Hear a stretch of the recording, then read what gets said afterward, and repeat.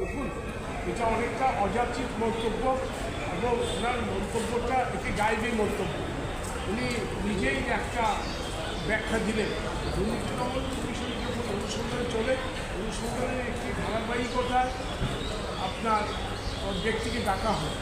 এখন ব্যক্তি যখন নির্দিষ্ট সময়ে আসতে পারে না, তখন তাকে সে সময়ের জন্য আবেদন করতে পারে, অথবা সময়ের আবেদন ছাড়াও যদি ইচ্ছা করলে কোনোদিন সময় বাড়াতে পারে। এরপরে সে আর বাড়াতে পারে না।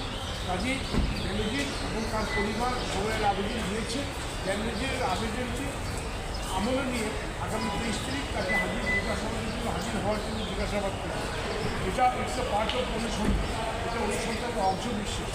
এখন যদি কেউ গাইবী মন্তব্য করে, সেগুলো আমার বলার কিছু নেই। এটা একটা অযাচিত অনেকটা হস্তক্ষেপের ছবি।